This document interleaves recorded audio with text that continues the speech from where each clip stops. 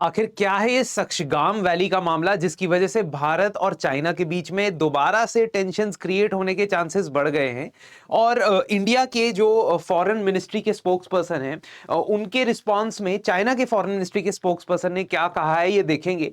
Why this particular issue is becoming a bone of contention once again, और does it have any link with the recent warming of relation between China and India, जहां पे ये भी देखा गया कि apparently जो भारत की सरकार है वो चाइनीज फर्म्स के ऊपर जो रिस्ट्रिक्शंस लगी थी गलवान के बाद, क्या वो रिस्ट्रिक्शंस हटाने वाली थी। और उसी बीच अमेरिका के नए एम्बेसडर जो भारत की तरफ आते हैं, सर्जियो गोर, आते ही कहते हैं कि भाई साहब हम तो रियल दोस्त हैं, ट्रंप और मोदी जी बहुत अच्छे दोस्त हैं, डिसएग्रीमेंट होते रहते हैं, चलते रहते हैं, पर मैं ट्रेड डील यहां पे करवा के ही रहूंगा।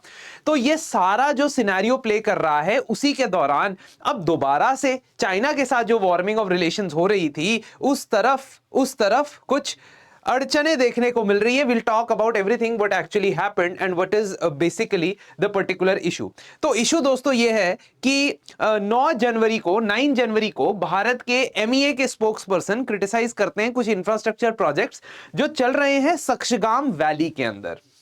अब सबसे पहले देख लेते हैं कि सक्शगाम वैली की लोकेशन कहां पे है और पर्टिकुलरली चाइना इसको किस प्रकार से क्लेम कर रहा है, या चाइना की टेरिटरी किस प्रकार से बनता है। देखिए ये है हमारा भारत और यहां पे ये सारा एरिया जो है ये है पाकिस्तान ऑक्यूपाइड कश्मीर। तो आप देख सकते हैं दिस पर्टिकुलर एरिया, ये सारा का सारा ये पाकिस्तान ऑक्यूपाइड कश्मीर है। इसका मतलब है कि ये वाली जो लाइन आपको दिख रही होगी ये है एलओसी, लाइन ऑफ कंट्रोल, ठीक है। तो अब इस पर्टिकुलर एरिया के थोड़ा सा अगर आप नॉर्थ में जाओगे तो यहां पे एक पर्टिकुलर माउंटेन रेंज है जिसका नाम है, अगर बहुत नॉर्थ पे जाओगे तो कुनलुन शाह रेंज आती है। कुनलुन शाह रेंज हिस्टोरिकली ना चाइना की जो सदर्न और साउथ वेस्टर्न बॉर्डर होती थी वो कुनलुन शाह रेंज तक ही मानी जाती थी इवन चाइना के मैप्स में। लेकिन मैं आपको बताऊंगा कि किस तरीके से चाइना ने यहां की तरफ पुश किया। खैर इन एनी केस 1963 में क्या होता है, 1962 के अंदर भारत और चीन का युद्ध होता है और चीन जो है वो इस पर्टिकुलर एरिया जिसको हम कहते हैं अक्साई चीन, ठीक है, वहां पे अपना कंट्रोल जमाए बैठा है। और अल्टीमेटली इस अक्साई चीन एरिया के ऊपर कंट्रोल जहां पे वो जमाया गया है, इस पर्टिकुलर लाइन को एलएसी कहते हैं, लाइन ऑफ एक्चुअल कंट्रोल। और चाइना क्या करता है, पाकिस्तान से ये वाली पर्टिकुलर टेरिटरी 5000 स्क्वायर किलोमीटर की ले लेता है, अपनी आपस में बॉर्डर एग्रीमेंट करते हैं in the year 1963, just after the India China war. और ये क्यों होता है, किन सर्कमस्टांसेस में होता है, ये मैं बताऊंगा। और इसी एरिया के अंदर अभी कंस्ट्रक्शन चल रही है, वो कंस्ट्रक्शन का कॉन्टेक्स्ट भी मैं आपको बताऊंगा। खैर भारत का ये मानना है कि सबसे पहली बात तो ये पूरा पाकिस्तान ऑक्यूपाइड कश्मीर इलीगली पाकिस्तान ने ऑक्यूपाई किया हुआ है। उसी पाकिस्तान ऑक्यूपाइड कश्मीर में से ये जो सक्शगाम वैली वाला एरिया है ये भी Jammu and Kashmir princely state का, रियासत का हिस्सा हुआ करता था आजादी से पहले। तो इसका मतलब है कि ये एरिया भी जम्मू एंड कश्मीर का ही पार्ट है। तो पाकिस्तान के पास कोई लीगल स्टैंडिंग नहीं है कि वो इस एरिया को चाइना को दे दे, क्योंकि ये particular territory basically Jammu and Kashmir की है जो सारा का सारा भारत का है। Now let us try to understand that how the circumstances came up कि सक्शगाम वैली जो है वो चाइना के पास जाती है। और चाइना का हिस्टोरिकल जो बिहेवियर है वो हमेशा से ही एक्सपेंशनिस्ट किस प्रकार का रहा है ये हम देखेंगे। दोबारा से रीइंफोर्स कर दूं द लोकेशन ऑफ सक्शगाम वैली। तो यहां पे सक्शगाम वैली के साउथ ईस्ट में आपको दिखेगा सियाचिन ग्लेशियर वाला सारा एरिया, ठीक है। ये काराकोरम रेंज है, ठीक है। तो सियाचिन ग्लेशियर कुछ इधर है जहां पे NJ9842 ये वाला पॉइंट है जहां इंडियन सोल्जर्स तैनात हैं इस वक्त प्रेजेंटली। अगर आप देखोगे इसके लेफ्ट यानी कि वेस्ट की तरफ ये पाकिस्तान ऑक्यूपाइड कश्मीर, गिलगिट बल्टिस्तान रीजन, जिसको हम गिलगिट बल्टिस्तान रीजन के नाम से जानते हैं। और अगर इसके नॉर्थ में देखोगे ऊपर, तो ऊपर की तरफ यहां से ये चाइना के साथ कनेक्ट होता है, चाइना के जिंजियांग प्रोविंस के साथ, ठीक है। और सियाचिन ग्लेशियर के ईस्ट की तरफ जाओगे तो यहां पे आपको अक्साई चीन एरिया मिलेगा, वो एरिया जो चीन ने इलीगली ऑक्यूपाई किया हुआ है। अब अगर हम देखेंगे कि इस पर्टिकुलर एरिया के अंदर कंस्ट्रक्शन क्यों चल रही है, it is basically part of a larger project of China to construct CPEC, China Pakistan economic corridor, जो काशगर से शुरू होता है चाइना से और जाता है वो यहां ग्वादर तक। ग्वादर पोर्ट है मकरान कोस्ट के पास, इस कोस्ट को मकरान कोस्ट कहते हैं, और ग्वादर से लेकर काशगर तक एक पर्टिकुलर बड़ा सा हाईवे का नेटवर्क यहां पे इन्होंने बनाया हुआ है, जिसको ये चाइना पाकिस्तान इकोनॉमिक कॉरिडोर बोलते हैं। इसमें, इस प्रोजेक्ट में सिर्फ चाइना हाईवे नहीं बना रहा है, इट इज कंस्ट्रक्टिंग इस गरीब देश के लिए, पाकिस्तान के लिए, solar power plants, wind plants, है ना, माइनिंग्स कर रहा है, ऑयल की पाइपलाइंस ले डाउन कर रहा है। आप देखते होंगे खबरें आती हैं कि जब इस रीजन के अंदर वो पाइपलाइंस ले करता है, ये वाला बलोचिस्तान वाला जो रीजन है, इसके अंदर जब वो पाइपलाइंस ले करता है तो वहां पे बलोच जो सेपरेटिस्ट है वो कई बार इसको डिसरप्ट करने की कोशिश करते हैं। इवन जो आपका ग्वादर पोर्ट है उसके ऊपर भी बलोच लिबरेशन आर्मी की तरफ से या अदर एसोसिएटेड ग्रुप्स की तरफ से अटैक देखने को मिले हैं। ठीक है, तो ये पर्टिकुलर एरिया जो है चाइना और पाकिस्तान की एक बहुत इंपॉर्टेंट इंफ्रास्ट्रक्चर प्रोजेक्ट है। पाकिस्तान तो क्या ही है, चाइना का ही इंपॉर्टेंट इंफ्रास्ट्रक्चर प्रोजेक्ट है, which in itself is part of a larger project जिसको चाइना बोलता है वन बेल्ट वन रोड या बेल्ट एंड रोड इनिशिएटिव।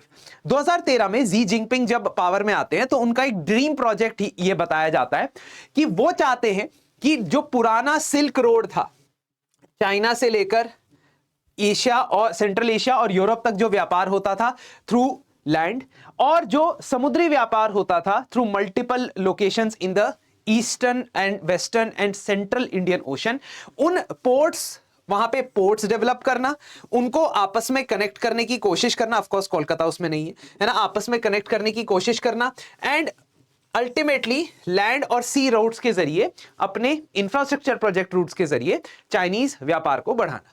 इसको जियो स्ट्रेटेजिक सर्कल्स में माना जाता है चाइना का एक new great wall of China बनाने का तरीका, क्योंकि अगर आप देखोगे प्रेजेंटली चाइना को सबसे बड़ा थ्रेट अमेरिका से है, यूनाइटेड स्टेट्स से है, और United States if it is very active in this particular Indian Ocean region, और वो भी चाइना के अगेंस्ट में एक्टिव होता है, which is a far cry, तो it will be easier for them, easier for China if they have control of all these ports. Djibouti का जो पोर्ट है वहां पे उन्होंने अपनी नेवल या नेवी की प्रेजेंस बहुत ज्यादा स्ट्रांग कर दी है, overtly, not even covertly, overtly, और ऐसा ही वो डेफिनेटली ग्वादर पे भी करने वाले हैं। खैर, तो ये जो प्रोजेक्ट्स हैं, इन प्रोजेक्ट्स के जरिए भारत को तो एनसर्कल करना ही चाहता है चाइना, लेकिन अपना विश्व भर में दबदबा भी बनाना चाहता है जी जिनपिंग की लीडरशिप के अंदर। और अब आपने देखा होगा कि ये दोबारा से वहां से कंस्ट्रक्शन होना, है ना, एक्टिविटीज की बातें होना, ये तभी स्टरअप किया जा रहा है जब यूएस के एम्बेसडर, नए एम्बेसडर आए और भारत से रिलेशन अच्छे करने की बातें कर रहे हैं। भारत और यूएस के बीच में ट्रेड डील की संभावनाएं बढ़ती जा रही हैं, which obviously China is a bit irritated with. Of course I know, I understand कि यूएस के साथ जो ट्रेड है वो बिल्कुल भी हमारे टर्म्स पे अभी नहीं आया है जिस हिसाब से डिस्कशंस हुई हैं, नेगोशिएशंस हुई हैं, बट चाइना इज बाउंड और seen to behave in such a manner, aggressive manner, especially when India tries to put its weight or put its inclination towards USA, United States के साथ साथ। और अगर आप देखोगे इस पर्टिकुलर इंस्टेंस में थोड़ा इतिहास में जाके समझते हैं कि ये एरिया बेसिकली चाइना के पास आया किस प्रकार से। तो अगर आप देखोगे कि मार्च 2 1963 को ये सक्शगाम वैली वाला जो एरिया है ये पाकिस्तान ने चाइना को सीड किया था, लेकिन उससे पहले अगर हम 19वीं सेंचुरी की बात करते हैं, जब भारत आजाद नहीं था बट ब्रिटिश कंट्रोल के अंदर हुआ करता था, उस वक्त से लेकर चाइना ने अपने जिंजियांग प्रोविंस की बाउंड्रीज को इंक्रीज करने की, बढ़ाने की कोशिश की है। और वो फायदा किस चीज का उठाता था दोस्तों? वो फायदा उठाता था जो भारत के अंदर ब्रिटिश साम्राज्य है और ऊपर जार का रशिया है, उनके बीच में जो ग्रेट पावर राइवलरी चलती थी उस वक्त, टेरिटरीज को कंट्रोल करने की, उस पर्टिकुलर राइवलरी का ये फायदा उठाता था। क्यों? क्योंकि जब भी ब्रिटिश जार रशियन जार यानी कि राजा और ब्रिटिशर्स के बीच में कोई एग्रीमेंट होता था, वो लोग एक बफर जोन क्रिएट कर लेते थे इस पर्टिकुलर अफगानिस्तान पाकिस्तान रीजन में।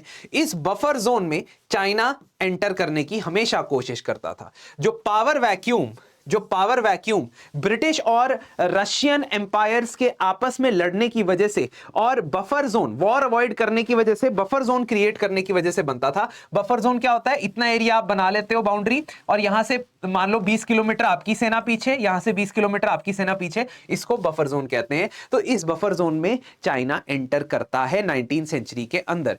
एंड बिकॉज अगर आप हिस्टोरिकली देखोगे तो जम्मू एंड कश्मीर जो है वो बेसिकली डोगरा महाराज के कंट्रोल में होता था 19th सेंचुरी तक, बट उसके जो छोटे छोटे एरियाज या प्रोविंस होते थे, देवर अंडर द कंट्रोल ऑफ मीर्स और आमीर्स, है ना। तो एक एरिया यहां पे था हुंजा वैली का area, which is very adjacent to the Shaksgam valley. ये प्रेजेंटली पाकिस्तान के अंदर है। तो महाराजा ऑफ कश्मीर जो हुआ करते थे, डोगरा महाराज गुलाब सिंह ने कश्मीर, जम्मू एंड कश्मीर के किंगडम को संभालना शुरू किया था after the Anglo Sikh war. और उसके बाद से जो हुंजा के मीर हुआ करते थे, they used to be subordinate to the Maharaja of Kashmir. तो बेसिकली क्या होता था कि इस पर्टिकुलर इलाके में जिसकी हम बात करें सक्शगाम की, उसके भी नॉर्थ तक चाइना अपनी डिप्लोमेसी का प्रयोग करके, अपनी डिप्लोमेसी का इस्तेमाल करके मीर ऑफ हुंजा को अपने कब्जे में लेने की कोशिश करता है। It tries to manipulate the existing scenario where it is nowhere having control of this particular area by sending tributes, by sending gifts to the Mir of Hunza, ताकि ये वाला एरिया थोड़ा अपने कब्जे में आ जाए और यहां पे जो माउंटेन पासेस हैं, यहां पे हमें ट्रेड और व्यापार के ऊपर भी कंट्रोल मिल जाए और कल को टेरिटरी के ऊपर भी कंट्रोल मिल जाए। चाइना फिर क्या करने लगता है 1890s के बाद? एक फिक्टिशियस क्लेम करने लगता है। ये चाइना की पुरानी आदत है कि वो कार्टोग्राफिक अग्रेशन दिखाता है, यानी कि मैप में भले ही उसके पास ये टेरिटरी नहीं थी, लेकिन हिस्टोरिकली जबरदस्ती से उसको अपनी टेरिटरी दिखा देता है। ऐसा साउथ चाइना सी में भी चाइना ने किया, ठीक है। जबकि उसकी जो इकोनॉमिक जोन है, एक्सक्लूसिव इकोनॉमिक जोन, वो एक लिमिट तक है, वो क्लेम पूरे साउथ चाइना सी को करने लग जाता है। और 1762 से ऐसा कहता है कि हुंजा के राजा के साथ, या जो वहां पे वेसल रूलर होता था, जमींदार होता था, उनके साथ हमारे रिश्ते अच्छे थे, हम उनको ट्रिब्यूट भेजा करते थे, वो हमें ट्रिब्यूट भेजा करते थे, तो इसलिए अल्टीमेटली हमारी टेरिटरी थी। तो अल्टीमेटली क्या होता है, ब्रिटिश जो है मीर ऑफ हुंजा को कहते हैं कि तुम ये पर्टिकुलर जो इलाका है, पमीर रीजन, रस्काम रीजन, ठीक है, इसको आप अबैंडन कर दीजिए। जैसे ही वो मीर ऑफ हुंजा को अबैंडन करने के लिए कहते हैं, चाइना वहां एंटर करने की शुरुआत कर देता है। चाइना के खुद के 19th सेंचुरी के मैप्स और 18th सेंचुरी के मैप्स ये दिखाते हैं कि हमारा जो फ्रंटियर है वो कुनलुन माउंटेन रेंज है। मैंने आपको बताया था, दिखाया भी था कि कुनलुन माउंटेन रेंज है, यहां वाला, ये हमारा फ्रंटियर है। पर फिर वो इस फ्रंटियर के आगे इस पर्टिकुलर एरिया के अंदर एंटर करना शुरू कर देते हैं। And ultimately because of the vacuum that is left, then they try to claim कि ये तो भाई हमारा इलाका है। तो 1947 में क्या होता है कि ऑल्दो शक्सगाम एरिया जिसकी हम बात कर रहे हैं, Shaksgam valley which is part of Pakistan occupied Kashmir, ये ब्रिटिश इंडिया के पास ही हुआ करता था, हुंजा के पास ही हुआ करता था, बट उसके नॉर्थ का जो एरिया था वो चाइना ने somehow कैप्चर कर लिया था। So ultimately what happens, India inherits this frontier. So India will obviously say कि जो सक्शगाम वैली है वो जम्मू एंड कश्मीर का हिस्सा है। But meanwhile 1947 के अंदर ही पाकिस्तान की तरफ से ट्रूपर्स आ जाते हैं। पाकिस्तान की तरफ से मिलिट्री इन्वेजन होता है in the form of tribesman, ठीक है, अफगान ट्राइब्समैन या नॉर्दर्न अफगान ट्राइब्समैन या नॉर्दर्न पाकिस्तान ट्राइब्समैन की वेशभूषा में पाकिस्तान सैनिक हजारों की तादाद में आते हैं और फिर इस पीओके लाइन के अंदर एंटर कर जाते हैं। जब इस पीओके लाइन के अंदर एंटर कर जाते हैं तो जाहिर सी बात है कि इस सक्शगाम वैली के इलाके को भी वो कैप्चर कर लेते हैं। 1949 में भारत और पाकिस्तान के बीच में सीज फायर होता है, कराची सीज फायर एग्रीमेंट होता है, और उसके बाद फिर यूनाइटेड नेशंस के पास नेहरू जी चले जाते हैं, बेसिकली 1947 में ही चले गए थे, जिसके ऊपर हमेशा क्वेश्चन मार्क उठाए जाते हैं। खैर उसके बारे में कभी बाद में बात करेंगे। तो चाइनीज ट्रूप्स अब क्या करती है, चाइनीज ट्रूप्स कोशिश करती है कि हम ये वाला जो एरिया है, इस वाले एरिया को कैप्चर करें, ताकि हमारा डायरेक्ट बॉर्डर जो है वो अफगानिस्तान या पाकिस्तान के साथ लग जाए, है ना। हम नहीं चाहते कि बीच में कोई इंडिया का पोर्शन हो। सेकेंडली, चाइना हमेशा से एक्सपेंशनिस्ट स्ट्रेटेजी या एक्सपेंशनिस्ट माइंडसेट से चलता आया है। अगर आप देखोगे, चाइना की 5 fingers and a palm policy है। ये उनकी ऑफिशियल पॉलिसी नहीं है, but this is there in diplomatic circles and intelligence circles, कि वो तिब्बत को अपना पाम समझते हैं, और 5 फिंगर्स में उनके अक्साई चिन्ह यानी कि लद्दाख, ठीक है, सिक्किम, नेपाल, भूटान और अरुणाचल प्रदेश आते हैं। So they consider all of them to be part of Tibet only, extended Tibet, and Tibet is ultimately part of Xinjiang province, ऐसा वो मानते हैं।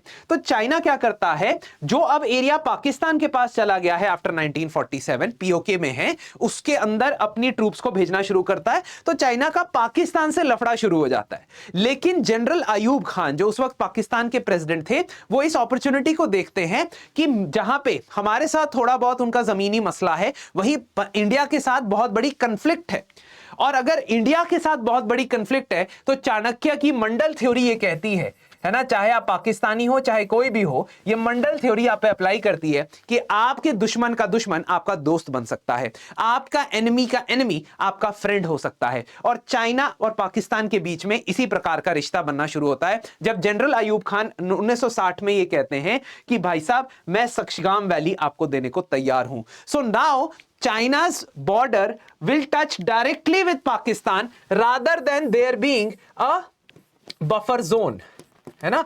अब ये जोन पाकिस्तान था, है ना, मैं आपको दिखाता हूं, ये जोन पाकिस्तान था, है ना, ये वाला पूरा जोन पाकिस्तान था, है ना, पीओके था, पाकिस्तान ऑक्यूपाइड कश्मीर था। इतना जो है सियाचिन ग्लेशियर इंडिया ने कब्जा किया 1980s में, है ना। सो नाउ अक्साई चीन वाला जो एरिया था, this was not connected with Pakistan, ठीक है। दैट मींस चाइना का जो बॉर्डर था वो पाकिस्तान के साथ उस वक्त डायरेक्टली नहीं लग पा रहा था, है ना।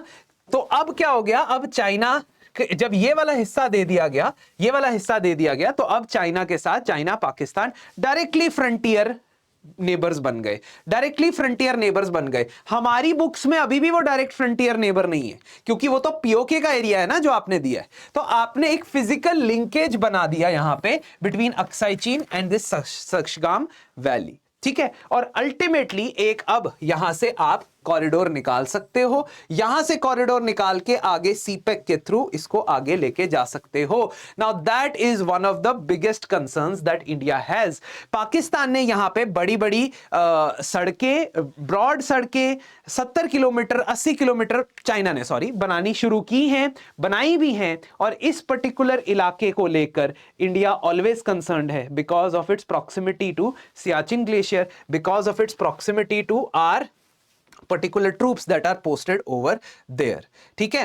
अपार्ट फ्रॉम दैट, अगर आप देखोगे कि मैं आपको यहां पे ना कुछ चीज दिखाना चाहता हूं, ये गिलगिट बल्टिस्तान रीजन है, ये वाला जो मैंने अभी सर्कल किया है। Let me use a lighter pen over here so that you are able to see. ये गिलगिट बल्टिस्तान रीजन है, ये वाला, ठीक है। ये वाला जो रीजन है ये सियाचिन रीजन है, ये वाला जो रीजन है सियाचिन रीजन है। अब क्या हो रहा है, अब यहां से सड़क बनने के चांसेस आ रहे हैं, ठीक है, और यहां से भी सड़कें बनने के चांसेस आ रहे हैं, क्योंकि ये तो आपका वो वाला रीजन है, ये this one is the region जिसमें चाइना और पाकिस्तान में डिस्प्यूट है, चाइना और इंडिया में डिस्प्यूट है। इंडिया कहता है ये है लाइन, है ना, पाकिस्तान कहता है ये है लाइन। तो इस पूरे रीजन में कन्फ्लिक्ट के चांसेस बने रहते हैं। और अगर आप यहां से हाईवेज की कंस्ट्रक्शन करते हो, और ऊपर जो है सक्शगाम वैली के अंदर भी हाईवेज की कंस्ट्रक्शन करते हो, तो इंडिया की स्ट्रेटेजिक